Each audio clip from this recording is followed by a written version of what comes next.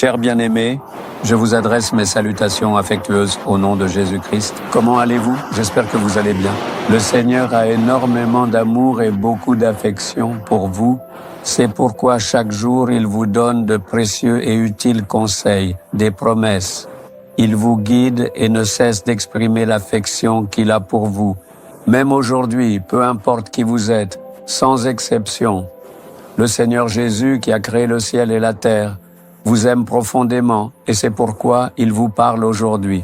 Savez-vous ce qu'il veut vous dire aujourd'hui?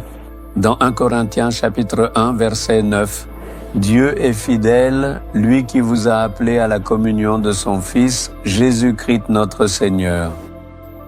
Notre Dieu est fidèle, c'est lui qui vous a appelé, vous êtes ceux qui ont été appelés. Un fils appelé par le Seigneur, une fille appelée par le Seigneur. Il vous a appelé, savez-vous pourquoi? Savez-vous pourquoi il vous a appelé? Il y a une raison importante pour laquelle il vous a appelé, pour être unis à Jésus-Christ, pour être en communion avec Jésus-Christ. Être uni à Jésus-Christ, en réalité, c'est différent d'aimer. Être uni, c'est quelque chose de tout à fait différent. Nous aimons tout le monde, parlons avec amour, demandons si tout va bien, mais n'avons une vraie communion qu'avec quelques-uns. Avec eux, nous mangeons ensemble. Nous buvons du thé ou du café, nous parlons pendant des heures, nous passons du temps ensemble. C'est cela la communion. L'amour est pour tout le monde, mais l'unité est différente. Le Seigneur aime tout le monde, il est l'ami des pécheurs. Il aime les gens qui commettent des péchés. Mais peut-on vraiment être unis à lui? Pensez-vous que le Seigneur peut s'asseoir et parler des heures avec un voleur? Quelqu'un fume une cigarette, pensez-vous que Jésus peut s'asseoir à côté de lui? Ou quelqu'un accepte des pots de vin, fait de la corruption, trompe les autres? Pensez-vous que Jésus peut être uni avec des gens qui gagnent leur vie en trompant ainsi? Non, ce n'est pas possible. Alors, si nous sommes appelés à être unis avec lui, quel genre de vie devons-nous mener? Nous devons nous consacrer à cela. Dites-moi, quel plus grand privilège pourrait-il y avoir dans ce monde que d'être unis au Seigneur?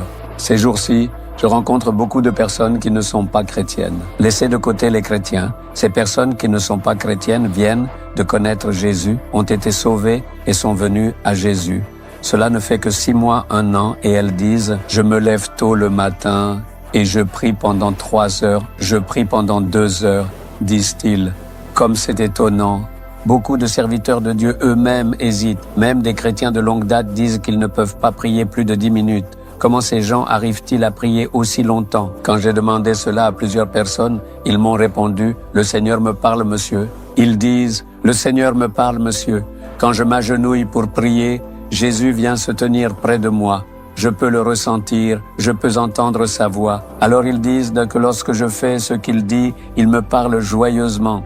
C'est cela, la communion avec Dieu, s'unir au Seigneur, entendre la voix du Seigneur, vivre une vie proche du Seigneur, ce sont ces personnes-là qui peuvent attendre et prier pendant des heures dans la présence de Dieu. Examinez votre propre vie. Vous trouvez déjà très difficile de prier pendant 10 minutes, n'est-ce pas? Pour beaucoup de gens, même prier 5 minutes n'est pas un problème. Mais si vous avez une communion et une unité avec lui, même prier pendant des heures ne vous lassera pas. Vous ne serez pas fatigué, au contraire, ce sera une joie. C'est cela, la communion. Donc le Seigneur ne nous a pas simplement appelés pour nous sauver, nous oindre, puis nous dire qu'on se reverra au ciel. Ce n'est pas pour cela, mais pour que nous soyons unis avec lui. Être unis avec lui, cela signifie discuter de tout avec lui.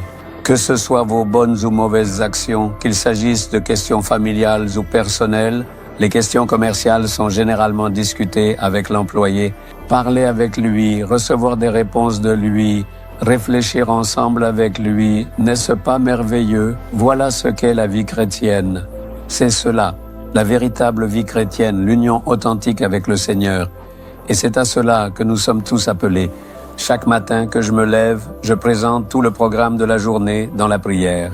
Aujourd'hui, ces personnes vont venir me rencontrer. Je ne sais pas pourquoi. Seigneur, c'est toi qui dois leur parler. Accomplis le but pour lequel tu les fais venir. Aujourd'hui, je dois accomplir cette tâche. J'ai besoin de ta grâce aujourd'hui pour aller à cet endroit. Rends cela possible. Aujourd'hui, en enregistrant ce message, il me donne un message qui me convient et à mesure que je parle de chaque chose, il me donne une direction pour chacune d'elles. Dis ceci de cette façon, ils viennent te rencontrer pour cette raison, ils ne viennent pas avec de bonnes intentions, ils viennent avec des intérêts égoïstes, sois prudent. Le Seigneur me dit tout chaque matin. Donc, si l'on mène une vie vraiment unie à lui, c'est cela une vie douce, sûre et véritablement bénie. Vous êtes appelés à être unis à lui. Ne dites pas que le Seigneur ne me parlera jamais. Ce n'est pas juste de dire cela. C'est comme accuser le Seigneur. Le Seigneur a-t-il jamais dit « Je ne te parlerai pas, je ne peux pas te parler, je ne parlerai qu'aux serviteurs » ? Non. Alors comment pouvez-vous dire qu'il ne vous parlera pas ? C'est votre manque de foi. C'est le manque de foi que Satan vous donne. Dites à Satan « Va-t'en, au nom de Jésus, mon Père Jésus me parlera. Il m'aime. Oui, je suis quelqu'un de faible, d'indigne. Il le sait très bien, mais malgré tout, il me parlera. Si je m'unis à lui, je deviendrai digne d'être uni à lui. Il me transformera. C'est pourquoi dites « Esprit de doute, je te chasse au nom de Jésus ». Vous pouvez vous approcher du Seigneur. Il nous a appelés à nous unir à lui. C'est pour cela qu'il s'est sacrifié sur la croix. C'est pour cela qu'il a versé son sang. C'est pourquoi, par son propre sang, il a lavé et purifié notre cœur. Il nous a rachetés et fait ses enfants. C'est aussi pour cela qu'il a mis son propre Saint-Esprit en nous, afin de nous unir à lui. Quel immense privilège! Aujourd'hui, abandonnez-vous et dites « Seigneur, je veux être uni à toi. Je veux entendre ce que tu me dis. Je veux vraiment te parler et que toi, tu me parles aussi. Je veux discuter de tout avec toi. Je veux te consulter sur chaque chose. C'est toi qui dois me donner tes conseils. Je ne veux rien faire sans que tu me le dises. Tu es le plus important pour moi. Demandez-lui sincèrement cette expérience et vous verrez dès aujourd'hui, votre vie de prière changera. Votre vie spirituelle changera aussi. Le croyez-vous? Dites « Seigneur, je remets ma main dans ta main. Joignez votre main à la mienne. Je veux toujours être uni à toi, à marcher en tenant ta main. Tiens ma main et conduis-moi, s'il te plaît, avec douceur et patience. Donne-moi des conseils avisés pour chaque chose de la vie et guide-moi sur le bon chemin. Au nom de Jésus, Amen, Amen. Abonnez-vous à la chaîne YouTube Jésus Redeems, français.